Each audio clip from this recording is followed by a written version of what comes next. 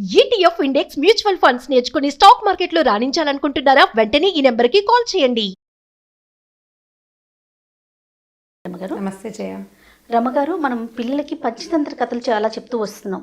పంచతంత్ర స్టోరీలు పిల్లలకి కూడా చాలా ఇంట్రెస్టింగ్గా అనిపిస్తుంది.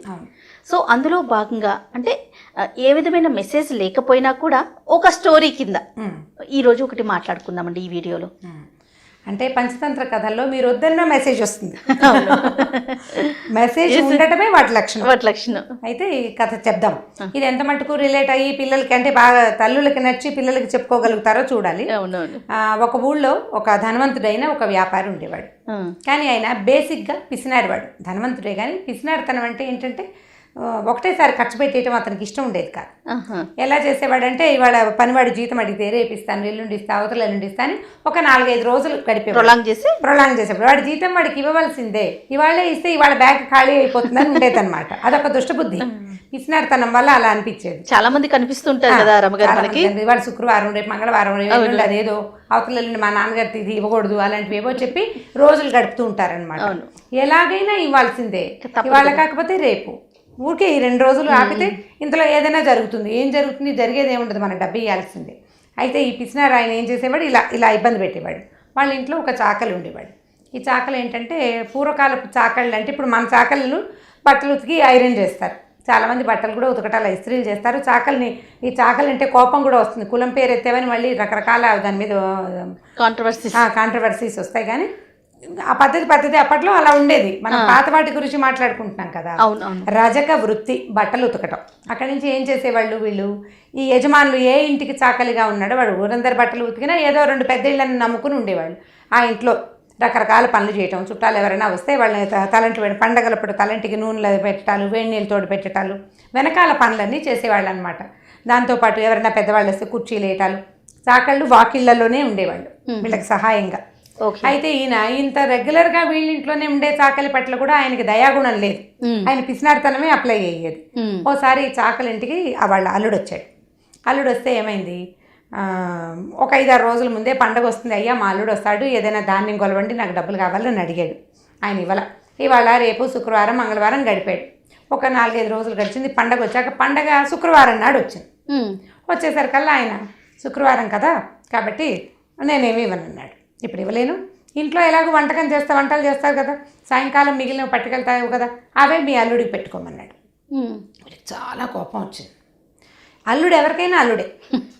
పెద్దవాడు అల్లుడైతే పెద్దవాడు, చిన్నవాడు అల్లుడైతే చిన్నవాడు. ఎప్పుడు చిన్నవాడి కూడా అల్లుడుగానే ఉంటాడు. పిల్లని చేసుకున్నాడు, మీ ఇంటికి వస్తే నువ్వు సరిగా చేయవా మాకు అని పోట్లాడతారు. దాంతో వీడు ఏం చేశాడు, చాలా దుఃఖంగా ఇంటికి వెళ్ళి చీచి ఈ మా యజమాని ఏం పుట్టక పాడు పుట్టక ఇలా చేశాడు, ఇట్లా చెందాడు, నా అల్లుడి దగ్గర నా మాట పోగొట్టేశాడని చాలా బాధపడి దుఃఖపడి దయ్యిపోయాడు. కొన్నాళ్ళు పోయిన తర్వాత ఏమైంది, ఇలాగే జరుగుతూ వచ్చాక ఈ యజమాని ధనవంతుడు ఉన్నాడు కదా, ఆయన మరణించాడు. చచ్చిపోయాడు. చనిపోయిన తర్వాత ఏమైంది, ఆయన వీళ్ళింట్లో ఒక గాడిదకి పిల్లగా పుట్టాడు. ఎవరింట్లో? చాకలి వాళ్ళ ఇంట్లో. చాకలి ఇంట్లో ఒక గాడిద ఉంది. ఆ గాడిదకు ఒక పిల్ల పుట్టింది. ఆ పిల్ల ఎవరంటే వీళ్ళ యజమాని తలకు 2వ జన్మ ఈ గాడిద జన్మ వచ్చిందనమాట. గాడిద జన్మ వస్తే సరే ఆ గాడిద కాస్త పెద్దదైంది. ఏముంది, ఒక 2 ఏళ్ళు ఏడార్థం గడిచేసరికి దాని మీద బరువులు వేసేస్తారు. చాకలి బట్టలు అంటే ఏముంది, మురికి బట్టలు. అవును, మురికి బట్టల్ని గాడిద మీద వేసి చెరువుకి తీసుకెళ్తారు. తర్వాత ఉతుకుతారు. సాయంకాలం ఆరిన బట్టలు మడతలేసి కొన్ని వాళ్ళ చేత చిన్న మూటలు కట్టి వేస్తారు. ఏ మూట ఎవరింట్లో వాళ్ళ మూట వాళ్ళకి పట్టుకెళ్లాల్సిందే. కాకపోతే ఏమైందంటే ఈ గాడిదగా పుట్టిన ఇతనికి చాన్నాళ్ళు తను ఇలా యజమాని అని తెలియదు పాపం. కొన్నాళ్ళు ఇలాగే గడిచింది. వాడు అలాగే పాపం ఆ గాడిద ఆ బరువులు మోసి ఈ బరువులు మోసి యజమాని తన్నులు తిని దెబ్బలు తిని అటాకోట పెరిగింది మొత్తానికి. కొన్నాళ్ళ తర్వాత అంటే ఒక 4-5 సంవత్సరాల తర్వాత ఈ పాత యజమాని కొడుకు ఒకరోజు ఒక చొక్కా అత్యవసరంగా ఉతికించుకోవడం కోసం ఏదో ప్రోగ్రామ్ ఉంది, అతనికి కావాలి. ఆ చొక్కా పుచ్చుకుని ఈ చాకలి వాడి వాకిట్లోకి వచ్చాడు. ఇళ్లల్లోకి వెళ్ళే రోజులు కావాలి. వాకిల్లోకి వచ్చి అరే అని పిలిచాడు. పిలిచి చొక్కాని దీన్ని చలవ చేసి నేను ఎక్కడికో వేసుకెళ్ళాలన్నాడు. ఈ కొడుకుని చూసేసరికల్లా ఈ గాడిదకి పూర్వజ్ఞానం వచ్చింది. గుర్తుపట్టి వాడి తన కొడుకని తను వీడి యజమానని దానికి జ్ఞాపకం వచ్చేసి మొత్తం వచ్చింది. ఇక ఏడవటం మొదలుపెట్టింది గాడిద. కళ్ళ నిండా నీళ్ళు గారుతూ ఉన్నాయి. వీళ్ళు కొట్టేవాడు, ఏంటి ఏడుస్తావు పని చేయకుండా, వాడికి ఏం తెలుసు, వీడు యజమాని అని తెలీదు తెలియదు కదా. 2 పీకి పని చేయించేవాడు. అటు వెళ్ళినప్పుడు 2 కొట్టి, ఇటు వచ్చినప్పుడు 2 కొట్టి, మొత్తానికి ఎట్టాగొట్టా పని చేయించేవాడు. ఈ గాడిద ఏడుస్తూనే అట్లాగే ఈడుస్తూ, అయ్యో వీడి గనక ఆనాడు ధాన్యం అడిగినప్పుడు కొలుచుంటే నాకు ఈ బతుకొచ్చేది కాదు, నేను ఇలాగ మురికి బట్టలు మోయాల్సి వచ్చేది, రియలైజ్ అయ్యి ఏడుస్తూ ఉండేది. కొద్ది రోజులు గడిచిన తర్వాత ఇలా కాదని ఆ గాడిద ఏం చేసింది, ఒక రోజు ఈ మురికి బట్టలు, ఈ ఉతికిన బట్టలు తీసుకొచ్చిన తర్వాత సాయంకాలం దాన్ని గడ్డి కాదని వదిలిపెట్టేసేవాడు.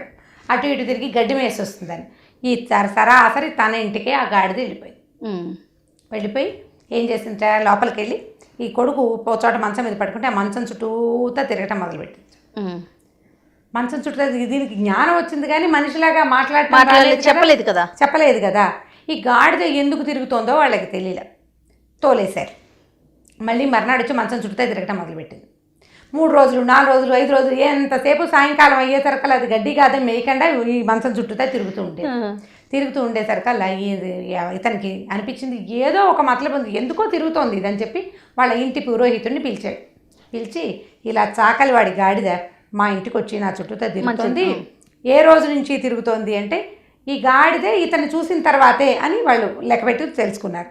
అడిగితే అప్పుడు ఆ పురోహితుడు బాగా లెక్క కట్టి, నాయనా ఈ గాడిద కాదోయ్ మీ నాన్న అని చెప్పాడు. చెప్పేసరికి వాడు చాలా దుఃఖపడి, అయ్యో మా నాన్న గాడిద జన్మ వచ్చిందా అని బాధపడుతూ ఆ రోజు రాత్రి నిద్రపోయాడు. నిద్రపోతే వాడి కల్లో వాళ్ళ నాన్న కనపడ్డాడు.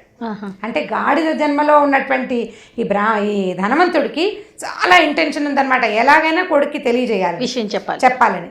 దాంతో కళ వచ్చి ఆ కల్లో ఏం కనపడిందంటే, ఈ చాకలి వాడికి వాడు వద్దనే దాకా ధాన్యం ఇవ్వు, అప్పుడు కానీ నాకు ఈ జన్మ నుంచి విముక్తి రాదు, ఓకే వద్దనే దాకా ఇవ్వమని.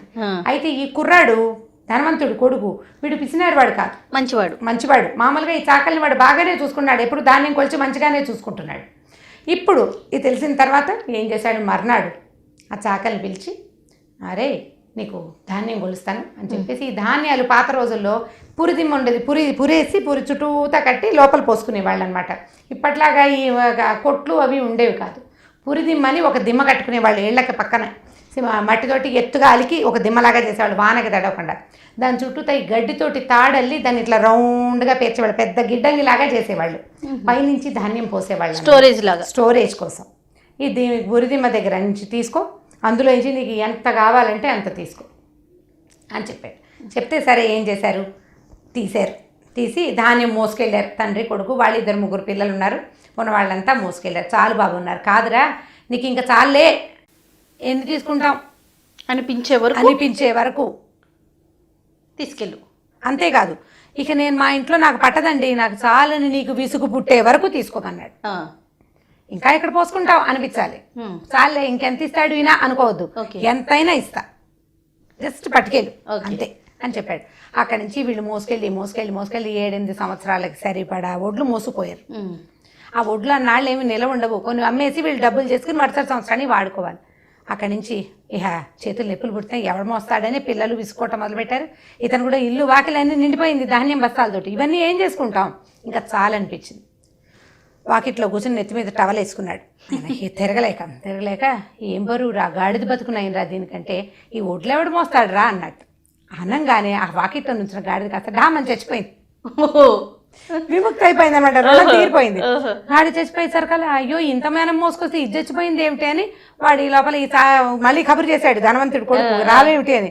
అయ్యా నాకు ఇంకా చాలండి, పైగా మా వాకిట్లో నుంచి గాడి చచ్చిపోయింది అనగానే వాడు దేవుడికి దండం పెట్టుకున్నాడు. అమ్మయ్య మా నాన్నకి రుణముక్తి అయిపోయింది మొత్తానికని వాడి దండం పెట్టుకుని పురోహితుడికి చెప్పాడు. నేను మా నాన్న కల్లో చెప్పాడు, ఈ పని చేశాను, ఈ గాడి చచ్చిపోయిందంటే మీ నాన్నకి విముక్తి వచ్చింది, ఏదైనా మంచి జన్మ వస్తుంది, రుణం తీరిపోయింది కాబట్టి మంచి జన్మ వస్తుంది నాయన అని చెప్పేసి మీ నాన్న పేరుతోటి చాకలివాడికి ఏదైనా ఇవ్వు మళ్ళీ అంటే, వీడు అందరికీ కొత్త బట్టలు అవి కొనిపెట్టి పూర్తిగా నాన్న రుణం నుంచి విముక్తుడయ్యాడనమాట కొడుకు. ఆ తర్వాత ఊరందరికి మొదట్లో తెలియదు, తర్వాత ఏం జరిగిందో తెలుసుకుంటారు కదా. తెలుసుకున్న తర్వాత ఈ అబ్బాయి ధనవంతుడు తాలూకు కొడుకు ఒక చాటింపు వేశాడు. అందరికీ తెలిసిపోయింది, మొదట మీ నాన్న గాడిదని ఎక్కిరిస్తారు కదా పాపం, అందుకని వాడు చెప్పదలుచుకోవాలి. కానీ కర్ణాకర్ణిగా జనాలకు తెలిసిపోయింది. అందరికీ తెలిసాక ఇంకా రహస్యానికి ఏముందని ఏమని చాటింపు వేశాడంటే, ఎవడైతే శ్రమ పడతాడో వాడి శ్రమని దోచుకోవద్దు, దోచుకుని దాచుకుందాం అనుకుంటే బరువులు మోయాల్సి వస్తాం మనం, అంటే గాడిదలుగా పుడతాం అంతే. కాబట్టి ఎవరి శ్రమ దోచుకోవద్దు. ఒకటి శ్రమని దోచుకున్నవాడు గాడిదై పుడతాడు, చివరికి వాడి బరువుని మనం మోయవలసి వస్తాం అని చెప్పి ఈ కథ జనరల్గా అందరికీ తెలిసిపోయింది అని చాటింపు వేశాడనమాట. ఆ తర్వాత ఆ ఊళ్ళో శ్రమ దోపిడీ జరగలేదు, అంటే శ్రమ దోపిడీ జరగకూడదు కదా. ఎప్పుడైనా సరే జయ, ఇప్పుడు కూడా మనకు అదే జరుగుతుంది. చాలా పని చేయించి 100-50 చేతిలో పెడతారు.